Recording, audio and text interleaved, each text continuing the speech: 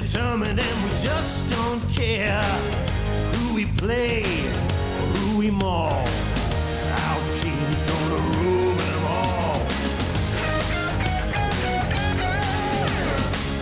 We're proud and we're tough. We're not stopping till we've had enough. We're mean. Welcome back live to Tamworth. The Bears doing it well at halftime. 8-0 they lead, and of course that's put a very big smile on their new president of the Bears, David Hill. Welcome to Tamworth. Nice to see you. It's good to be here. 8-0 ahead at halftime. What has been the problem with the Bears all these years? How are you going to rectify it? I've never been able to put my finger on it, but this year we've got a very good squad of players, and they're showing great character tonight. It's a very young squad, probably the youngest in the league. A great coaching team led by Steve Martin, and I think a very good young board. Probably the youngest players, the youngest coaching staff, and the youngest board. And provided they keep this sort of character up, then we should do all right this year. Well, you've certainly, as we take a look at them here at halftime, and Steve Martin, you've relied very heavily on that great reserve grade win from last year.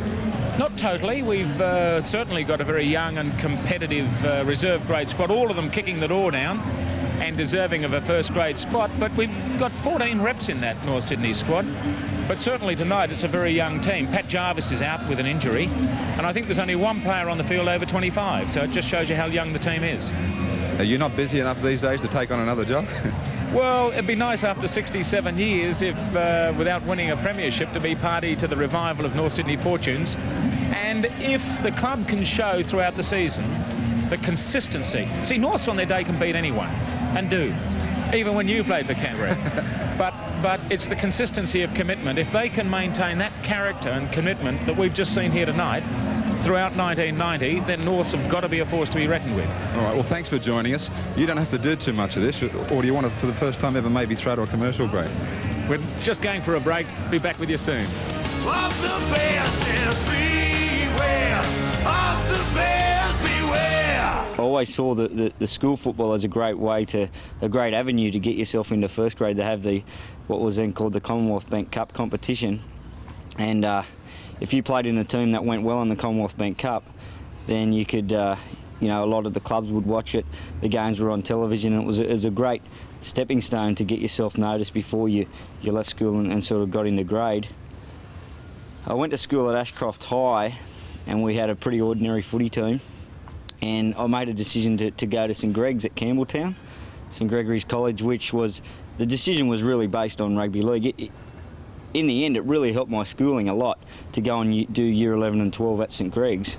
It improved my HSC result enormously, but the biggest reason that I went there was because I knew that it would give me an opportunity to play in the Commonwealth Bank Cup and go well, and that was where I met Peter Mulholland, and he was a great influence in my career.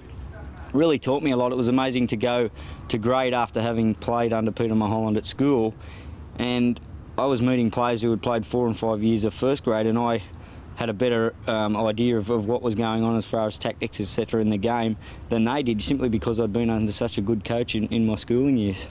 Well, I was actually appointed first grade coach before the reserve grade grand final. But a period previous to that, Frank Stanton wasn't staying, and there was a lot of innuendo who was going to coach and so forth. And in actual fact, I was actually approached by North Sydney to be an assistant coach to Alan Jones to coach North Sydney. And at that stage, I wasn't sure where I was at with my coaching career. But when I decided that I wanted to coach, I went to the club and said, no, you've either got to pick him or pick me. We'd actually give Steve Martin the job before I lost the job as president. He had a lot of good ideas. He married the daughter of Phil Jackson, the English captain that I played against. And he seemed to have a lot of those sort of ideas in his head about football. And you almost thought at times, or I almost thought at times, that he was coaching a little bit like the English-style football of the Phil Jackson era, which was great football. There's always a lot of talk about schools like that giving guys scholarships to come along. It couldn't be further from the truth for myself. I went there and the fees were fairly expensive, and my mum couldn't afford it at the time. So my older sister and her husband actually paid for me to go to St Greg's. They paid for my schooling. So I ended up getting a scholarship a year or so later with the Western Suburbs Magpies. David Hill came and ignited the club. And David Hill, he's a go-forward man and up front, and he just goes in and goes for the throat and attacks. And David Hill was, I feel, was good for North Sydney. From playing through the junior reps, West had an eye on me, and when I started doing well at St Greg's, they did sign me to a scholarship, which was $500. My first scholarship with Western Suburbs Magpies was for $500, and they also gave me a tracksuit and a bag, so I was pretty happy with that. Oh, it was a wonderful period for me, playing at South. I remember being a little boy dreaming one day that I could actually run on to play at Redfern Oval, but I've got to say that I achieved more than that. I captained the side. I had 10 wonderful years there. It was a dream come true. It was an adventure. It was hard at times because we were a battling sort of side, but it was a nice period for me. 10 years. I was club captain. I had a good image with the club. And the passion of the supporters at South is something that I've not experienced before. For example, North Sydney Football Club were the only ones that paid the exorbitant rates for ground hire, yet the other codes virtually paid nothing. Now, this is an issue that is somewhat bewildering, because North Sydney Football Club gave the North Sydney area regional identification. People forget that. It had a uniqueness and a quality of its own. And what's most important, also with the people, especially in today's society, it gave them a tribal feeling of belonging to a sporting body that was playing in the Premier competition. And I believe, with the aid of hindsight, there's a lot of people who could have been a little bit more helpful in addressing the situations at North Sydney Oval. The change from Bobby Sullivan to Dave Hill is probably change of rugby league to then to what it is to now. It all ties back that rugby league has gone from the old days where it was you had fun, you loved the game, it was a game played with your friends, people love going to the footy to watch it. And these days, it's a business. 1990, first year I was coaching first grade. It was a building year. We took all the kids from second grade and we put them into first grade, and we had some players such as Florimo, who was there, and we had one or two others. And the idea then was to again, the same sort of thing as what we did in second grade, is to get some experienced players, one or two or three top-line experienced players, and put them with the kids. I can't take the claim for Pat Jarvis coming to North Sydney, but I was working with Pat at the time, and he spoke to me that North were interested in him, and I suggested to him that there'd be a great club for him because there was this skill that these young fellas have been showing. But I thought there was also, because Mark Graham had left the club, there was a lack of leadership in the forward pack. Pat Jarvis was the epitome of professionalism. He was tough. His attitude was 110%, and he cemented the attitude of all those young guys in the team.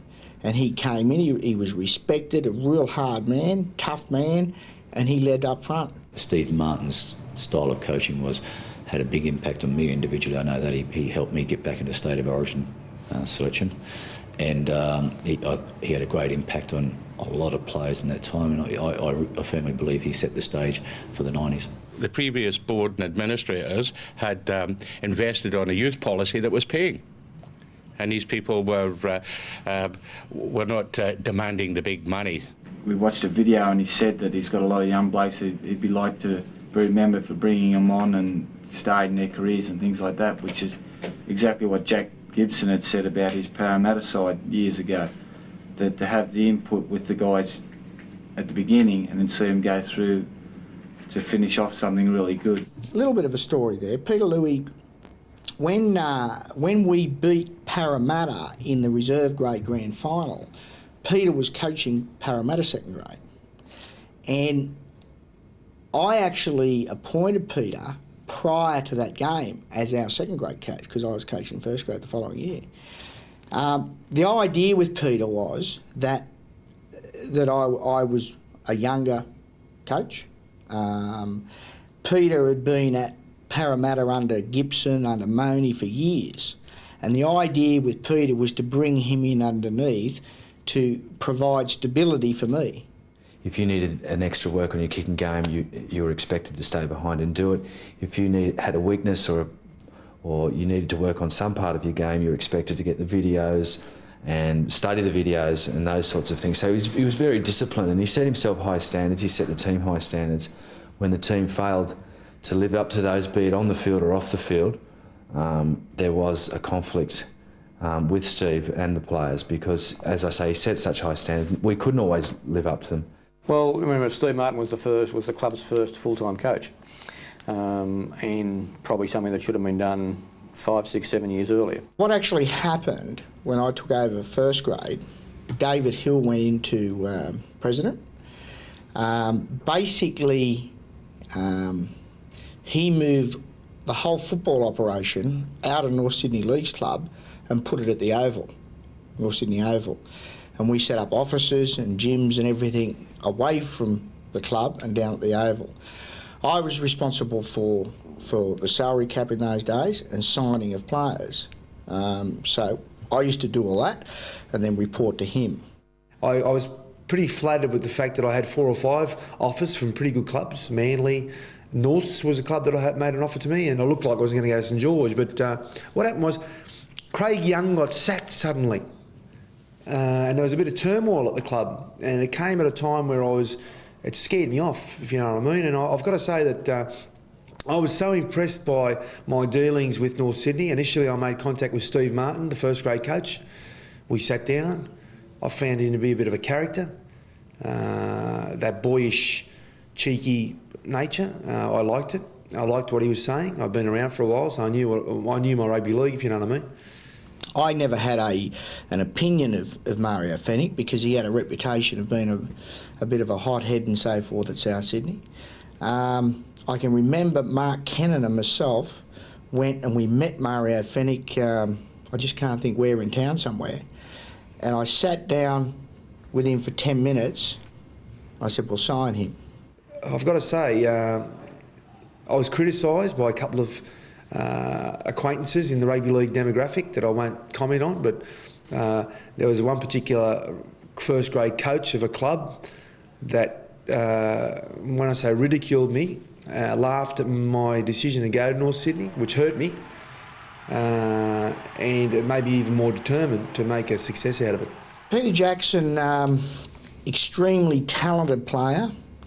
He had a couple of ordinary seasons with Brisbane, and we were looking for that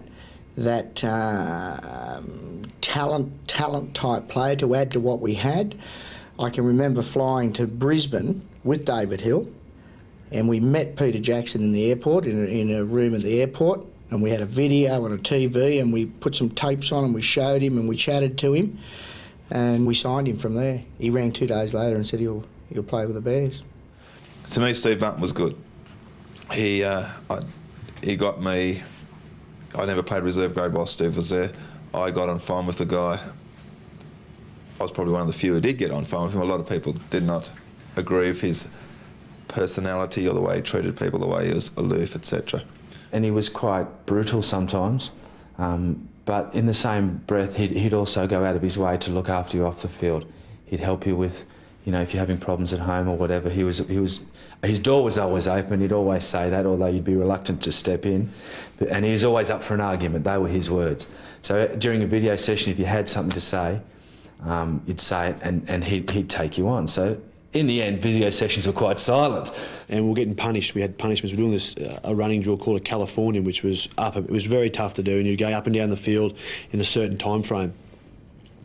Anyway, we all finished, and Steve Martin wasn't happy with the way Kevin Thompson was doing it, and you could just see it was brewing and brewing.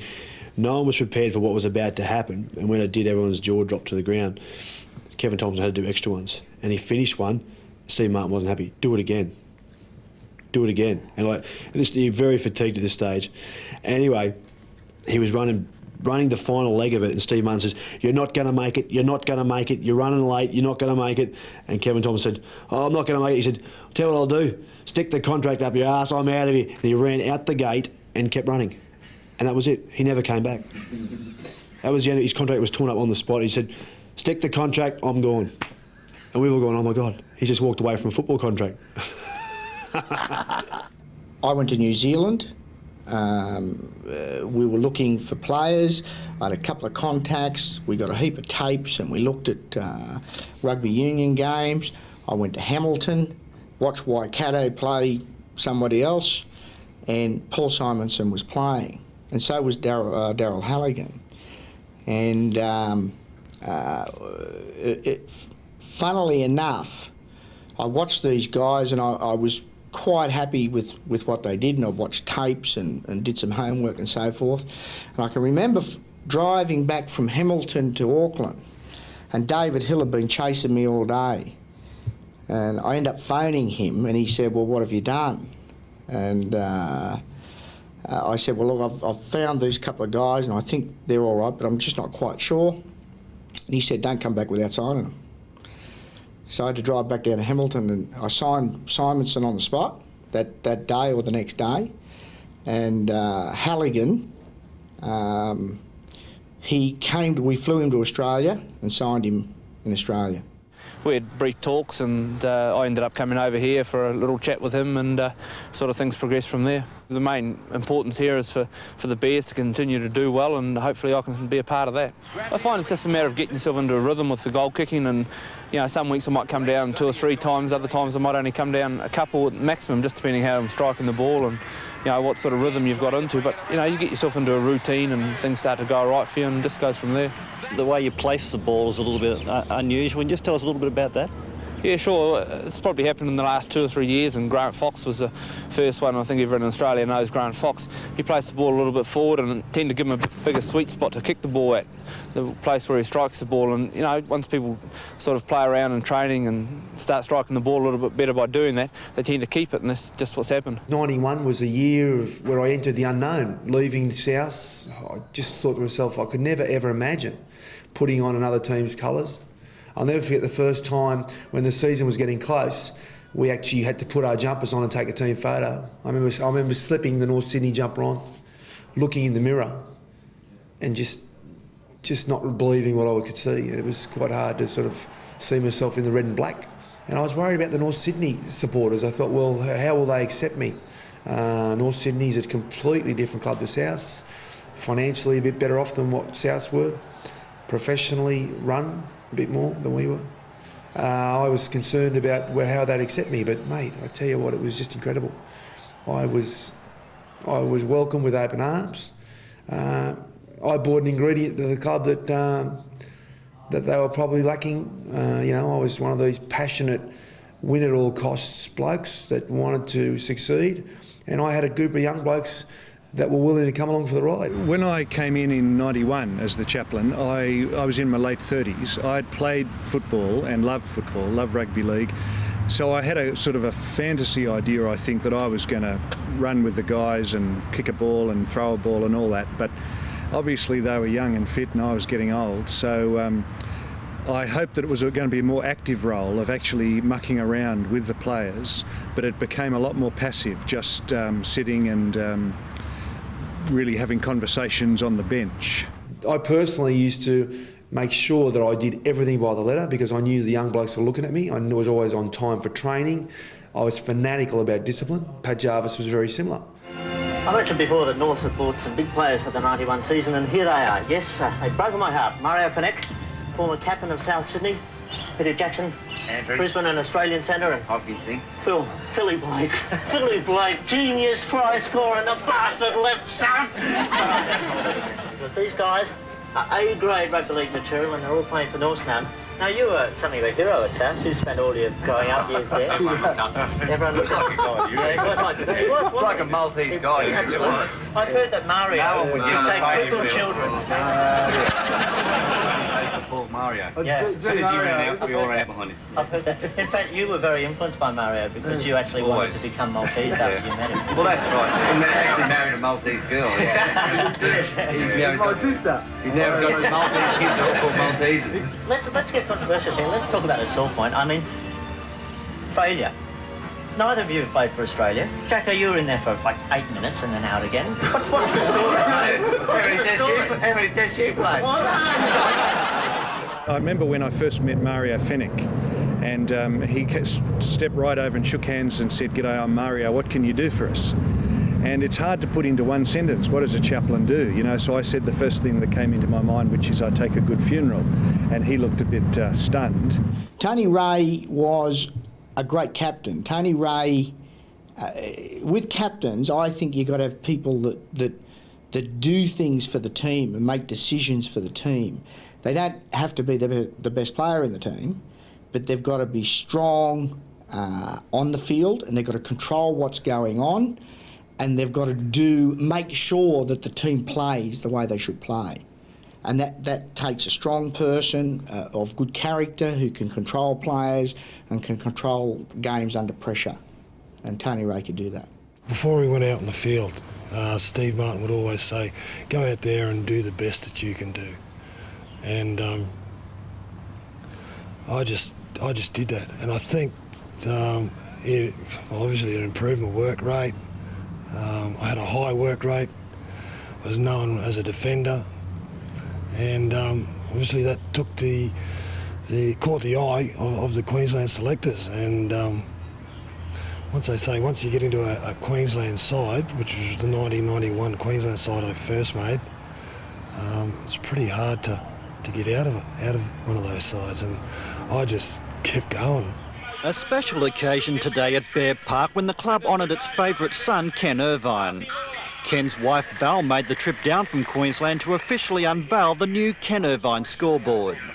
A fitting tribute after all, Irvine played 220 first-grade games at Norths and certainly kept the scoreboard ticking over, scoring a record 169 tries.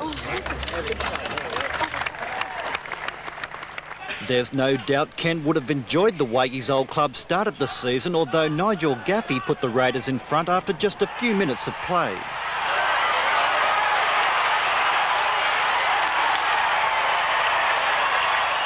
Only a great Jason Martin tackle stopped the Raiders from posting try number 2.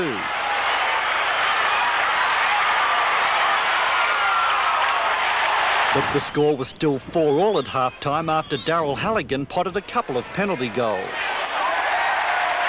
With Gary Belcher missing, the Bears hit the front for the first time early in the second half through new recruit and former Raider Peter Jackson.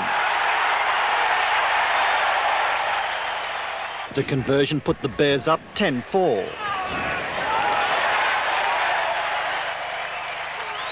It was Jackson again putting the Bears 7 points in front.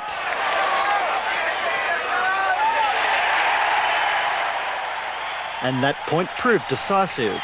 In a major upset, the Bears beat the Raiders 11-6. Enjoying a lot of possession, the Bears, and they've been stretching the Eels. Blake on the run around. Halligan going for the corner. Leeds is there but doesn't get him. North Sydney over the past few years have been an undisciplined side. This year, with a few new players in their ranks, the likes of Fenech. Another drop ball there from Parramatta. Well, there's a chance for the Bears here. Sterling's back. Hall is there. Sterling misses him. You talk about making a tackle. David Hall, and in and away, he left Peter Sterling on the grass. They haven't got very far away from their 22. Charge down. Larson will be onto it first. What about the bounce? Oh, how good was that? That's not against the run of play because it has been all Norths. Leeds. He won't get much work then. Not at this rate. Conlon. Conlon dummying. And dummying past runners easily. Now look at the support on the inside. Hall. Will Hall run away from his supports? Now Florimo back to Conlon. Super try. Quick play the ball was called for by Jackson. To the backs. Ray. The defence up quickly. Forced to go up the middle. Blake. Blake stepping away from Kenny. Blake swiveling. Great footwork. You're going to count some missed tackles. 2 metres away, Fennick. Burrowing for the try line. Gets it back. Kept alive to Fairley. Look at the numbers here. Jackson. Florimo had to be. Drake.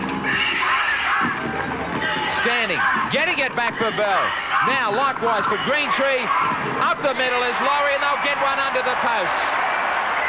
It's been a long time coming. Stepping for Parramatta was Bartlett. Sterling sends it wide. Laurie. Tremendous take from Kenny. Super skills.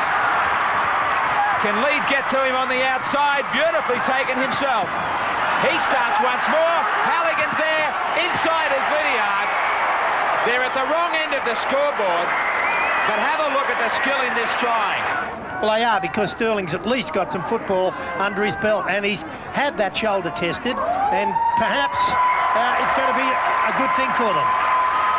That is the only plus at the end, where a big crowd here at North Sydney turned out to cheer on their Bears. And here's G showing that he can run as well. Slips it to Renoff. This will be a race. Jason Martin giving chase. Dive tackles. Great pass inside to Khan. Khan outstrips the defence. Great Broncos try from their own side of halfway. Miles now. They wrap up the ball this time. Adrian Toole got his arm right around that ball.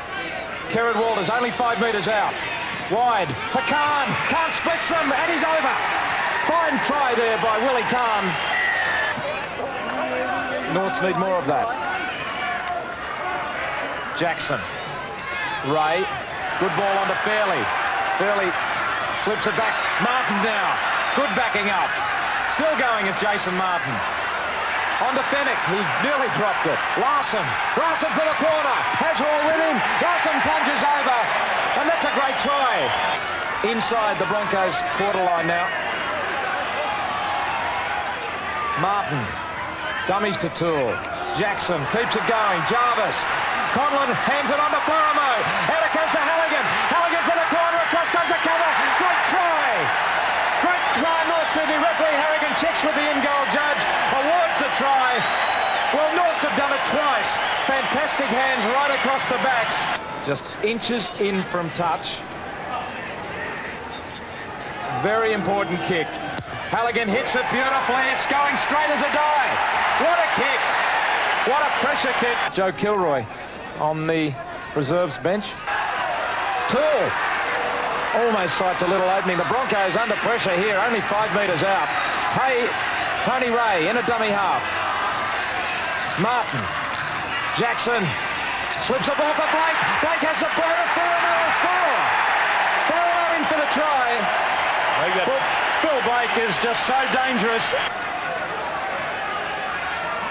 His boot got a shock. He started to run for a change. And the field goal attempt from Blake is a good one. A beauty from Phil Blake. Right in front of the post. I don't think anyone was expecting it, but Blake put it right between the posts. And now North 19, Brisbane 10. They learnt from last week when Tuvian Hasler made breaks. Johns is through. Johns gets inside Martin. Running away from his support though, Chris Johns. Still going. Great run, but ran out of numbers. Didn't have anyone with him. Langer keeps it going. Kevin Walters. Madison over the top to Renoff for the corner, and he'll score. Steve Renoff in, so the Broncos hit back. Been a great confrontation between the two hookers, Warren. They're both vying for State of Origin honours. Martin away. Florimo finds him. Out now to Halligan. Halligan down the touchline. Hancock chasing. The kick's still in play. Halligan knocked over after he got the kick away, and he gets the penalty. It'll be interesting to see. Halligan was off balance as he did kick. He may have been nudged after he got the kick away. We'll have a look on replays. Halligan goes down that right-hand flank there, puts the kick up. Yes, definitely impeded after he kicked the ball. It was a stupid penalty. 2 points is going to make it that much harder. Halligan. 10 metres in from touch. The kick very close, very close. The flags are up. There's a pretty tough representative schedule coming up, and North Sydney going so well will most likely lose a few players. How do you think North will handle the next 6 to 8 weeks? Well, mate, I think we've got a big Kiwi from England coming over called Imosi Kolodo, and that's caused a bit of a furore. And our reserve grade lost their first game today, and they've beaten every other team until today by about 20 points. So there's plenty of depth in the club, which is important. And there's plenty of good replacements back there. Blokes like Gavin Jones and Gary Smith and Wayne Takeda and Peter McPhail. So, and in the backs, there's still plenty of replacements too, like John MacArthur, who's a well-known first grader. So. Yeah, we got plenty of depth in the club, which is a great place to be at this stage of the season. I broke my jaw at the beginning of the '91 season, and at the time it was the worst thing that ever happened to me. I remember though, Pat Jarvis took me aside, and I was laying in the change room at Brookvale Oval, blood all over me because I had a compound fracture of my bone going through my face, and everyone was sympathetic, patting me on the back, and Pat just whispered in my ear. He said, "In the face of adversity, there's always good. You've got to have the courage to find it." And at the time I thought, give me some sympathy here, mate. Don't give me any rhetoric. But as it turned out, that saying influenced my career more than anything else, because Pat took me to see Johnny Lewis. I trained over there with Johnny Lewis and Jeff Fennick. I came back after that injury fitter, stronger and faster than I ever had been before, and I would not have done that had I not broken my jaw and met Pat Jarvis. And 7 or 8 games in, we're leading the comp. And all of a sudden we're the glamour team. Taylor with the kick. A little bit of pressure on him. He gets it in well down to Wilson. Wilson towards the sideline. Both these teams improve on their position from this stage last year. 22 Winfield Cup points, especially West, who were only on 11 in round 17 in 1990. And the for and against similar. Western Suburbs showing the way in attack. Although it's the Bears with the first break. Away for the try out of nothing, Wilson.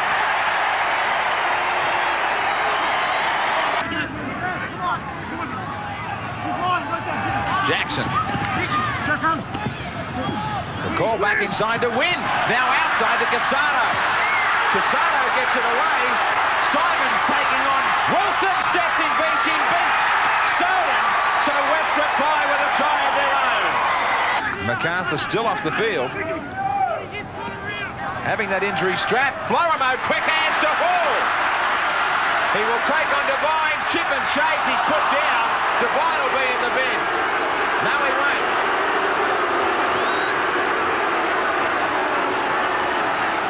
Was it overdone or wasn't it? Right in front of a touch judge and a referee, they said it was overdone from Hall. They're probably right. He is entitled to turn his back. He doesn't have to get out of the way. Touch judge right there on the spot. Now Graham Wynn, they get short on that left side again. Wilson chasing. Simon's coming back on the inside. The second time the Bears have been caught out there. Thomas, quick play of the ball. The Magpies have him in trouble. Lennon. Oh, that was touch football. Plenty of players in the line and nobody even put a hand on him. Number of players slipping here in this match. Now Jackson. Back to Cassano. Quickly for Taylor. Cut out pass now. Here's a straight ball for Kiss. Kiss is away. Farah comes across. Farah doesn't have the pace. Just how quickly the game can change. Two. It went across him. Also across Hall. Good, clever cut-out passes. Now Conlon throws a dummy. Now he gets it back to Florimo. Ball is clear. Picked up beautifully by Ray. Across to Halligan. Oh, great rugby league. Great cover defence. 6 more tackles for West. So a variation in the kick from Western Suburbs. Darren Britt wide off Taylor.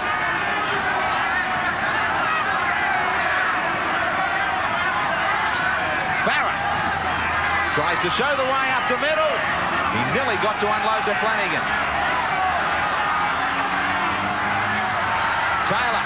Lytton will score in second. Fennick. Pushing it back for Ray. Soden. Out to Hall into the clear. Now Conlon trying to get on the outside. Now inside. Kiss. Does Kiss get it down? Yes.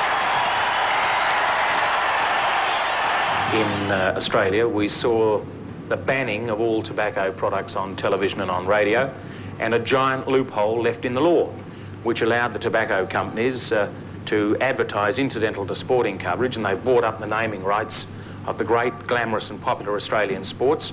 And while we all believe we had a ban 15 years ago on advertising tobacco products, in reality we didn't. And Benson and Hedges bought up the cricket, and Winfield bought up the rugby league, and Rothmans bought spinnakers on yachts and Marlboro on racing cars. And I think it was just inevitable that we got rid of this insidious loophole. Norse suffered greatly, and I don't think we ever recovered from the cigarette fiasco. In ideology, I'm sure no one wants any kids to smoke, but we weren't the mule that should carry that burden, and we nearly sacrificed North Sydney for the propaganda of the anti-cigarette smoking campaign. It put the rugby league offside with our club, a lot of supporters offside with us, and more importantly, I guess the administration of generic rugby league didn't like us bagging the rugby league by the use of their sponsors. So I thought it was a high risk that North Sydney didn't have to take, and I don't believe it really was ever voted on by the full board to go that direction. That's why I had rather interesting dissertations with Mr. Hill over that matter. If you want to put it really simply, it's if you play well, you get picked, and if you don't get picked, and it's really as simple as that. And you know, I can remember when Frank was there. You know, we went through a period of bringing in psychologists and all this sort of stuff, and you know, like, I mean, from my point of view, it was simple. If you played well, I'd pick you, and if you didn't, I wouldn't. It was that simple.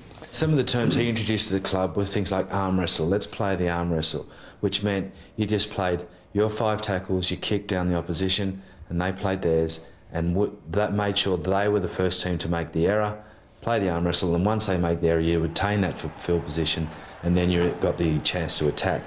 But we worked very hard on our plays coming out of our area. We had the 3 kickers. We had our dummy half, Tony Ray, kicking. We had Jason Martin kicking, Mark Soden kicking. We worked very hard on our kicking game, all to the point of, you know, let's get out of our area so we can get up the other end to score tries. I believe there's 2 parts to the game. There's one, a competitive effort type thing, and that's just pure enthusiasm and work rate and those sorts of things. So we brought in a measuring stick for that, and then we brought in on the other side of the coin was how well you played, and we put some measuring sticks for that, and then we rated the players on competitive effort and how well they played. And we put some computer programs together and we graphed all that. And then we rated the players, and then we actually used those ratings to actually pick players. Daryl obviously plays a big part in it with his ability with the boot. You know, obviously he wasn't the first selection. Paul Simonson was the first selection, pulled out first game with a knee injury. Daryl came in and the rest is history. He had a fantastic season. I think 91's success, I think we had an air of unpredictability about us. We were written as the most boring team in the comp. We'd played our hard yards coming out of our end with no flair. It was just one pass, go forward, get a kick in. We made very little mistakes. But having Peter Jackson in the side, Mario Fenech, who was always an intimidator, and people like Phil Blake, who could produce, you know, something out of nothing, I think that gave us that touch of unpredictability, and that was what won us some very close games. Until now, Jason Martin sang only for relaxation. His only audience, his mates, before and after games. At 20, he's as surprised as anyone to end up on record. It was given to me so easy, but, you know, I had to take the opportunity because they don't come around very often. Molly Meldrum insists he didn't want a gimmicky record. And it's a very soft sort of voice. I think that the surprise was with a lot of people, like, they thought it was going to be a real, you know, take us to the top. And it's not like that at all.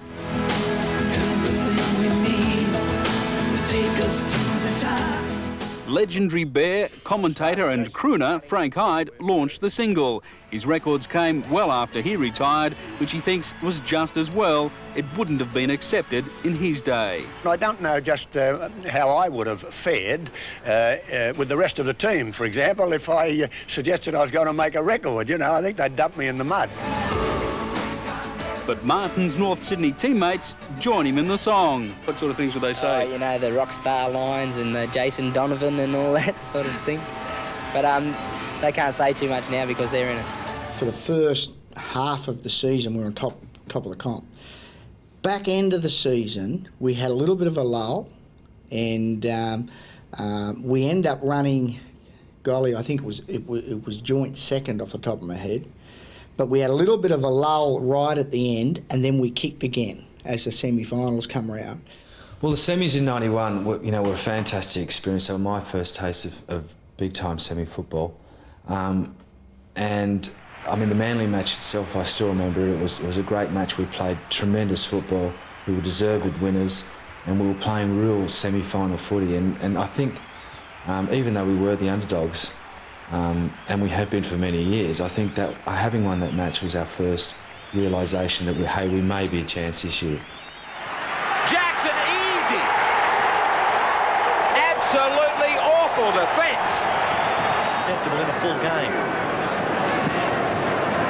Hosking is down. It's a long count, and he'll be headed to the bend. Charge down. Manly could have it. It sits up. Dunford with a turnaround. Oh, that is unbelievable. But Dunford has picked up the play of the day so far that Graham Lowe was desperate for. Great passage of play. I wasn't sure whether Hancock had knocked on. Now Lyons. Lyons with a kick out wide. Oh, magnificent. Oh, yeah. He fumbled the ball and he had to take the tackle. Jackson now. Numbers, Billy Moore will get there. They had too much to think about. Lyons brings it back for Hosking. Hosking held by 3, and he is right in front of the post. Very long, slow play the ball. Lyons with extra men. Lyons! Manly with only 12 in the line. Jackson looking for Conlon. Conlon under the post. No! Ridge was there. Another save. Jackson, too many numbers. This is it. It's lucky Billy Moore got there. He had 2 men outside him, right in front of the post. Soden is back there. Doesn't get it in. Stokes with it. Stokes back to his own line. Straightens.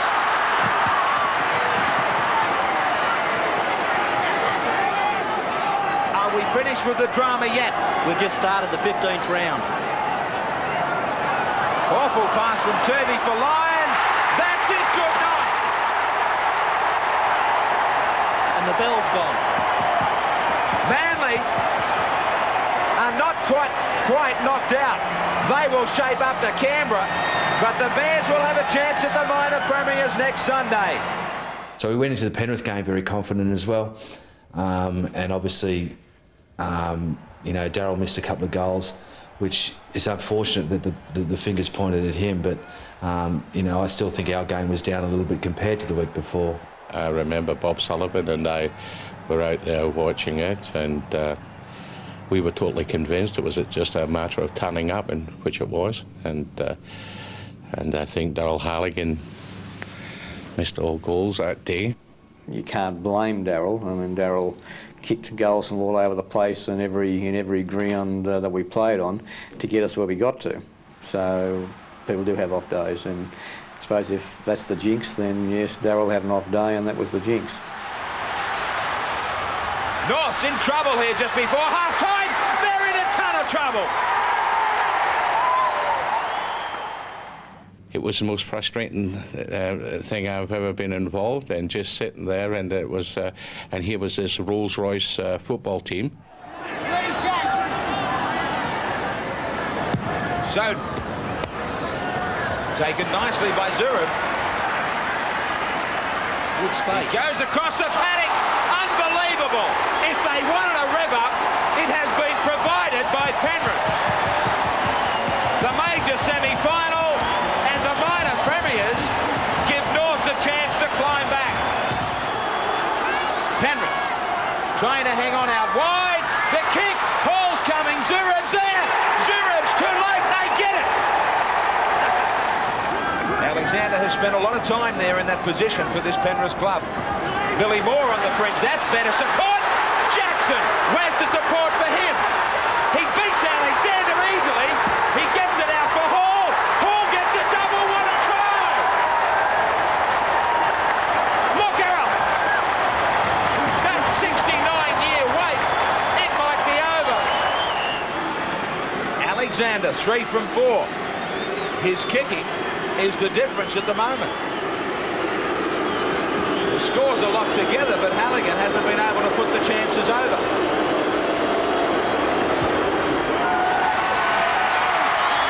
Again, Alexander handles the pressure from the crowd to put his minor premiers in front 16 to 14. Get into Penrith territory. Still a long, long way to go. McPhail getting it to Hall. The Panthers are offside. Halligan will have a kick at goal. 3 minutes to go. And the man who's done it all season long for Norths has not been on his game today. Nearly 39,000 at the stadium. Hold your breath. No! So it's not Halligan's day, and it might not be the Bears' day. 16-14, Penrith over the Bears.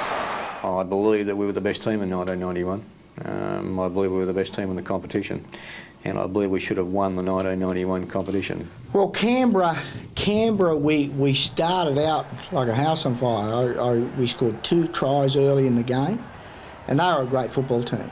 You know, that was when the Dailies were young blokes at that time, and Meninga, and they were in their prime, and Belcher and Stewart, and we had a great start to the game. We kicked ahead, 10 points, and they ended up just wearing us down. And I guess the whole season we just couldn't go on with it, I guess. Who will it be in reserve grade? Will it be Canberra? Will it be the North Sydney Bears? Joining me is Wayne Pearce, Junior. A big moment for these two sides. It certainly is. There's quite a few players on both sides who have got a fair bit of first-grade experience under their belt. That may help them somewhat in this grand final, but it is still a completely different match to your regular club match. Now Gregory with the drop out from under the goal line. Dropping it midway between the half and the quarter. Glenn Ryan came into effect a very good tackle on the North Sydney. It's been very, very good defence by Canberra. They've read it very well. They're coming up in one line. They're really committed. But the North Sydney side, once they get in possession of the football, have shown that they have got the ability to cause some problems. Young Solomon and 5/8 in particular. Now they decide to move it again with Gavin Jones. So close to the try line. He's come on to inject something into this North Sydney side.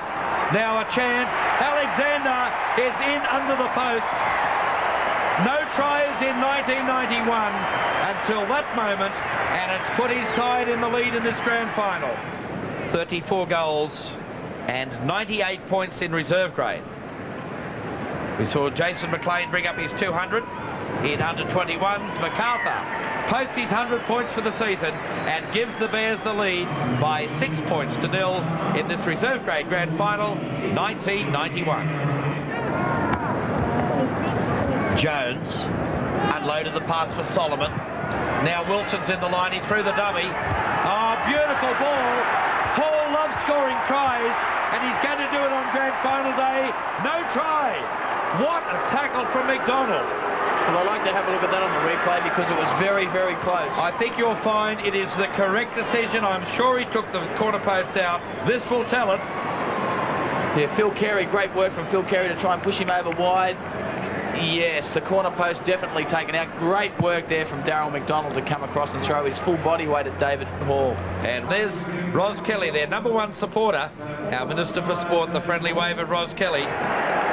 Welcome back to the Sydney Football Stadium. The congratulations for this young man in picture.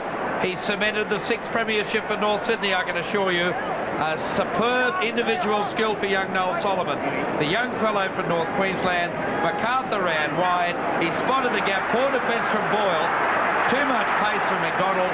This young fellow shows his own jubilation. Over for the try under the posts.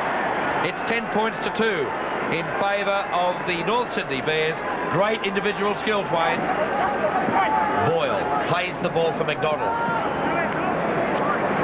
Now Kenworthy away for Boyle, in turn for Stanton, and then it's for Gregory, for Corvo, but they're going backwards, the Raiders. Gregory under pressure, the ball favours the bounce for Canberra. Scott Gale kept the ball alive, a chance now, it goes away for Kenworthy, he puts the centre kick in. Now Wilson's chasing, there are plenty of North Sydney jumpers back there, the bounce favours Canberra, McDonald gets a justly rewarded try. But is it too late for the Raiders? There will be some celebrations at Bear Park tonight and down the road at the North Sydney Leagues Club, Wayne. Yeah, unless you're a die-hard North Sydney supporter, you might be advised to stay away from there because I'm sure there's going to be some wild parties on the north side of the harbour. Well, they tried to get the centre kick in again. But the countdown, the Bears are the champions in reserve grade for 1991. To follow on the success of 1989, it's their 6th premiership in reserve grade in the history of the New South Wales Rugby League. Plenty of celebrations, and while we felt for Jeff Robinson for his triumph in the under-21s earlier, Wade, we've got to spare a moment for Peter Louis. Final score 12 points to 6. Tony Hearn, I'm sure you're going to remember this for a long time. Mate, I remember this for the rest of my life. Tony, it tells us on the scoreboard at 12 points to 6 that you got there, I suppose not comfortably, but it was a tough one. You really had to battle all the way. Yeah, mate, we did, but a win's a win. It's going to be celebrations into the night, and I'm sure this $750 from MMI is going to make it a lot sweeter. Well done. Thanks very much. Thanks to Channel 10 and MMI. Yeah, Coach Peter Louis, congratulations from all of us. He's been around for a long time, and he's earned it.